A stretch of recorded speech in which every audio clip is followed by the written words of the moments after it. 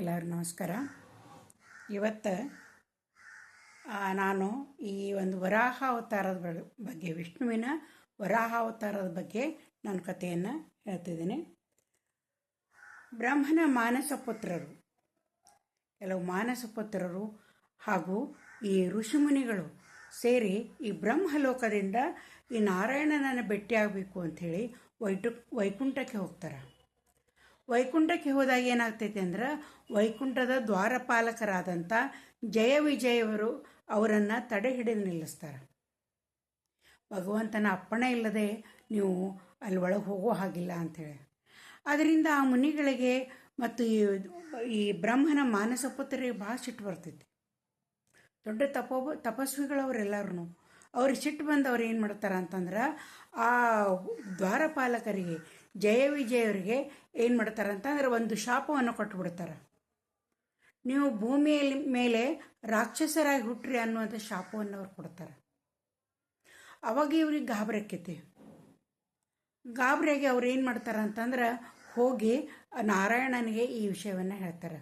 ಮುನಿಗಳು ಈ ರೀತಿ ನಮಗೆ ಶಾಪವನ್ನು ಕೊಟ್ಟಾರ, ನಮ್ಮನ್ನು ಶಾಪ ಮುಕ್ತರನ್ನಾಗಿ ಮಾಡ್ರಿ ಅಂತ ಕೇಳ್ತಾರೆ. ಅವಾಗ ನಾರಾಯಣ ಹೇಳ್ತಾನೆ, ಮುನಿಗಳು ನೀಡಿದಂಥ ಶಾಪ ಅದು ಸುಳ್ಳಾಗೋದಿಲ್ಲ, ಅದನ್ನು ನೀವು ಅನುಭವಿಸಲೇಬೇಕು, ನಾನು ಏನೂ ಮಾಡೋಕ್ಕಾಗೋದಿಲ್ಲ. ಆದ್ರೆ ಒಂದು ಆಯ್ಕೆಯನ್ನು ನಿಮಗೆ ನಾ ಕೊಡ್ತೇನೆ. ಏನಂತಂದ್ರೆ, ನನ್ನ ಮಿತ್ರರಾಗಿ 7 ಜನ್ಮಗಳವರೆಗೆ ನೀವು ಭೂಲೋಕದಲ್ಲಿ ವಾಸ ಮಾಡಿ ಆಮೇಲೆ ನನ್ನ ಬಳಿಗೆ ಬರ್ತೀರೋ, ಅಥವಾ ನೀವು ನನ್ನ ವೈರಿಗಳಾಗಿ 3 ಜನ್ಮದಲ್ಲಿ ನನ್ನಿಂದ ಸಂಹರಿಸಲ್ಪಟ್ಟು ನನ್ನ ಕಡೆಗೆ ಬರ್ತಿರು ಅಂತಂದು ಹೇಳಿ ನಾರಾಯಣಿದ್ದಾಮು ಅವರಿಗೆ ಆಯ್ಕೆಯನ್ನು ಕೊಡ್ತಾನೆ. ಮಿತ್ರರಾದ್ರೆ 7 ಜನ್ಮದ ನಂತರ ಬರಬೇಕು, ಈ ಶತ್ರುಗಳಾದರು ಅಂತಂತಂದ್ರೆ 3 ಜನ್ಮದಲ್ಲಿ ಅವನಿಂದಲೇ ಸಂಹಾರ ಮಾಡಿಕೊಂಡು ಅವನ ಹತ್ರ ಬರಬೇಕು.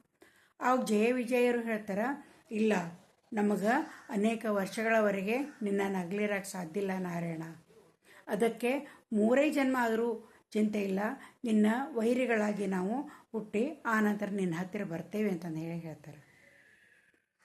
ಆವಾಗ ಏನಾಗ್ತೈತಿ ಅಂತಂದ್ರೆ, ಅವರು ಹೊರಟು ಹೋಗ್ತಾರೆ, ಸ್ವರ್ಗಲೋಕವನ್ನು ಬಿಟ್ಟು ಹೊರಟು ಹೋಗ್ತಾರೆ.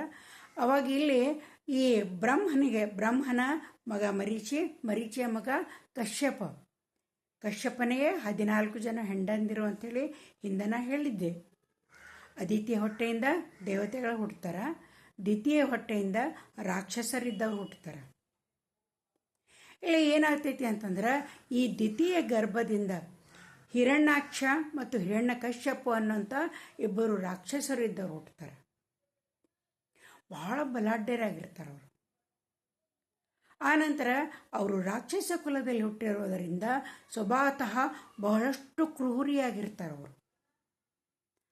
ಆನಂತರ ಬ್ರಹ್ಮನನ್ನು ಕುರಿತು ತಪಸ್ಸು ಮಾಡ್ತಾರೆ. ಹಿರಣ್ಯಾಕ್ಷ ಇದ್ದವ ಬ್ರಹ್ಮನನ್ನು ಕುರಿತು ಒಂಟುಗಾಲ ಮೇಲೆ ತಪಸ್ಸು ಮಾಡ್ತಾರೆ. ಅನೇಕ ವರ್ಷಗಳವರೆಗೆ ಅನ್ನಾಹಾರಗಳನ್ನು ಬಿಟ್ಟು ಅವೇನಂತ ಬ್ರಹ್ಮನನ್ನು ಕುರಿತು ತಪಸ್ಸು ಮಾಡ್ತಾನೆ. ಆ ಬ್ರಹ್ಮ ಇದ್ದವ ಅವನ ತಪಸ್ಸಿಗೆ ಮೆಚ್ಚಿ, ಏನು ವರ ಬೇಕು ನೀ ಕೇಳಪ್ಪ ಅಂತ ಹೇಳ್ತಾನೆ. ಆವಾಗ ಹಿರಣ್ಯಾಕ್ಷ ಅಂತಾನ, ನನಗೆ ನೀವು ಅಮರತ್ವವನ್ನು ಕೊಡಬೇಕು, ನನಗೆಂದೂ ಸಾವು ಬರಬಾರ್ದು, ಯಾರಿಂದೂ ಬರಬಾರ್ದು, ಅಂಥ ವರವನ್ನು ನೀವು ಕೊಡಬೇಕು ಅಂತ ಹೇಳಿ ಕೇಳ್ತಾನೆ. ಆ ಬ್ರಹ್ಮ ಅಂತಾನ, ಇದು ಸಾಧ್ಯ ಇಲ್ಲ, ನನಗೂ ಕೂಡ ಆಯುಷ್ಯ ಅನ್ನೋದೈತಿ ಅಂತ ಹೇಳ್ತಾನೆ ಬ್ರಹ್ಮ. ಶಿವನನ್ನು ಬಿಟ್ಟು ಎಲ್ಲರಿಗೂ ಐತಿ. ಈ ಸೃಷ್ಟಿಯಲ್ಲಿ ಯಾವುದೇ ಜೀವಿ ಹುಟ್ಟಿದ್ರು ಅದು ಸಾವು ಅನ್ನೋದು ಐತಿ. ಅದಕ್ಕೆ ಅಮರ ಆಗಲಿ ಅಂತೇಳಿ ನಾವು ವರ ಕೊಡೋಕೆ ಬರೋದಿಲ್ಲ ಅಂತ ಹೇಳ್ತಾನೆ. ನೀ ಬೇರೆ ವರವನ್ನು ಕೇಳು ಅಂದ ಕೂಡಲೇ ಅವಾಗ ಏನು ಮಾಡ್ತಾನೆ ಅಂದ್ರೆ, ಹಿರಣ್ಯಾಕ್ಷ ವಿಚಾರ ಮಾಡಿ ಚಾಲಾಕಿತನದಿಂದ ಒಂದು ವರವನ್ನು ಕೇಳ್ತಾನೆ. ಏನಂದ್ರೆ, ನನಗೆ ಮನುಷ್ಯರು, ದೇವತೆಗಳು, ಈ ಯಕ್ಷಗಾನ ಗಂಧರ್ವರು, ಯಾವ ಪ್ರಾಣಿಗಳಿಂದಲೂ ನನಗೆ, ಪಕ್ಷಿಗಳಿಂದಲೂ ನನಗೆ ಮರಣ ಬರದೇ ಇರಲಿ. ಆನಂತರ ನನ್ನ ದೇಹ ಇಷ್ಟು ಬಲಿಷ್ಠ ಆಗಬೇಕು ಅಂತಂದ್ರೆ ಯಾವುದೇ ಒಂದು ಆಯುಧದಿಂದ ನನ್ನನ್ನು ತುಂಡು ಮಾಡೋಕ್ಕೆ ಸಾಧ್ಯ ಇಲ್ಲ, ಆ ರೀತಿ ನನಗೆ ವರವನ್ನು ಕೊಡು ಅಂತಂದು ಹೇಳಿ ಹಿರಣ್ಯಾಕ್ಷ ಕೇಳ್ತಾನೆ. ಆ ಬ್ರಹ್ಮ ಮೊದಲೇ ಮಾತು ಕೊಟ್ಟಂಗೆ ತಥಾಸ್ತು ಅಂತ ಹೇಳಿ ಹೇಳ್ತಾನೆ.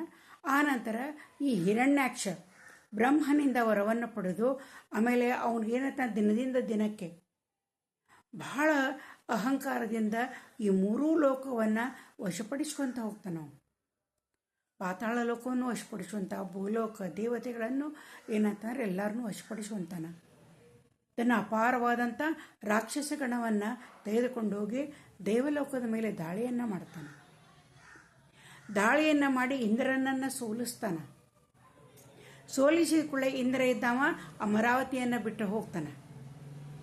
ಹೋದ ಕೂಡಲೇ ಅವನ ಜೊತೆ ಏನಂತಂದ್ರೆ ಈ ಎಲ್ಲ ದೇವತೆಗಳು ಕೂಡ ಈ ಅಮರಾವತಿಯನ್ನು ಬಿಟ್ಟು ಹೊರಡ್ತಾರೆ.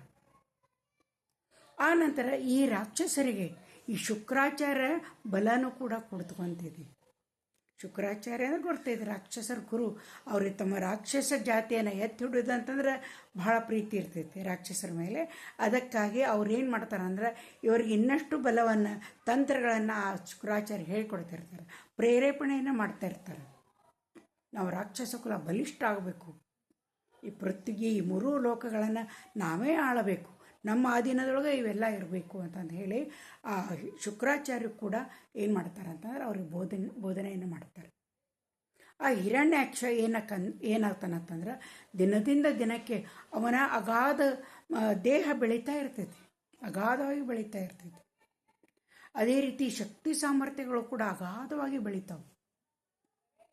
ಆತ ಏನು ಮಾಡ್ತಾನಂತ ಮೂರೂ ಲೋಕಗಳನ್ನು ವಶಪಡಿಸಿಕೊಂಡು ಬಹಳಷ್ಟು ಕಿರುಕುಳವನ್ನು ಕೊಡೋದಕ್ಕೆ ಶುರು ಮಾಡ್ತಾನೆ. ದೇವಲೋಕದಿಂದ ಈ ಬೃಹಸ್ಪತಿಗಳನ್ನು ಕೂಡ ಓಡಿಸ್ಬಿಡ್ತಾನೆ.